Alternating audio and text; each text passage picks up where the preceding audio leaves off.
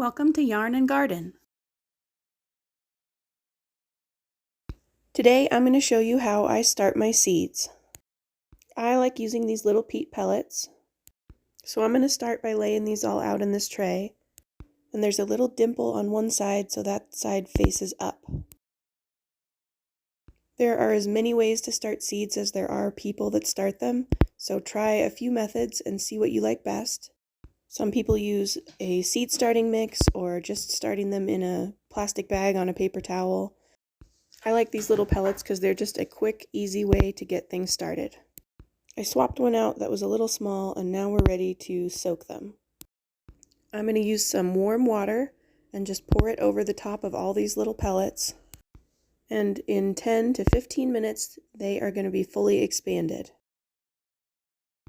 So the first things I'm going to plant are hot peppers and some bell peppers and herbs. I won't be planting the hot peppers outside into the garden until the 1st of June. Where I live, the average last frost is the middle of May, but I give it an extra couple weeks, just in case we get one of those snowstorms in late May like we do sometimes. So you're going to want to figure out when your last frost will be, and you are going to want to start your seeds for hot peppers and bell peppers 8 to 10 weeks before that. So give yourself 2 or 3 months to get them growing before you plan on putting them outside.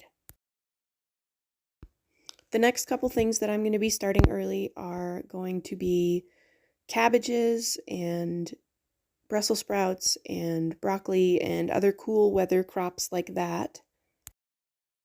I'm also going to be starting some leeks early this year. I've never grown leeks before. That's a new one. I'm also going to start my tomatoes inside early. I used to do peppers and tomatoes at the same time, but the tomatoes just grow much faster, so that one I will probably start 4 to 5 weeks after the peppers.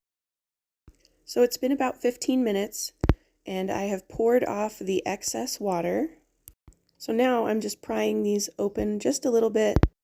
Most seeds are not going to want to be too deep down in there. I put my seeds on a piece of paper, and I'm using that to funnel them down in where I want them. These are a hot pepper seed. They're a Tabasco pepper. The seeds are a couple years old, so I'm going to use 5.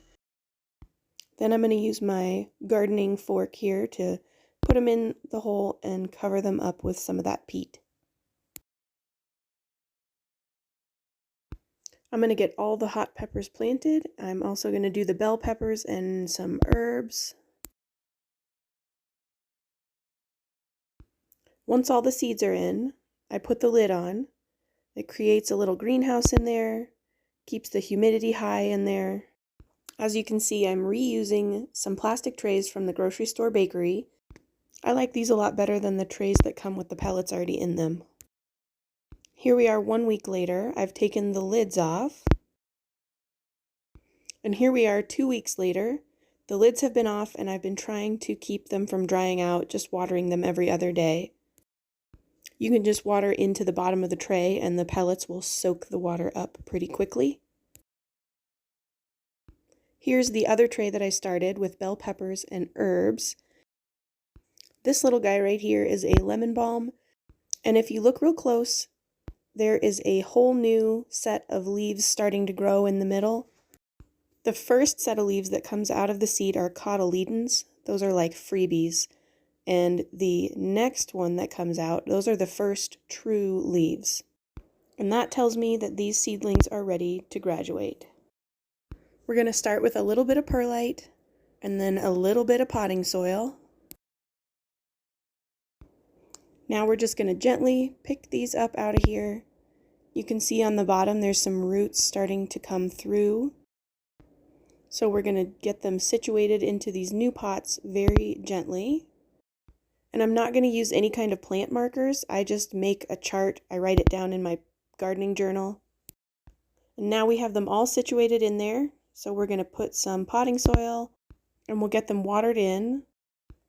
And here we are at 4 weeks. I just added some potting soil and watered it in again. And as you can see, I have thinned them out. Most of the cells I'm keeping 1 plant per cell. I don't normally thin out the herbs, and this year I'm doing an experiment, so I'm leaving some of the jalapenos in pairs. We will see how they produce like that. And that's it for now. Thank you so much for watching.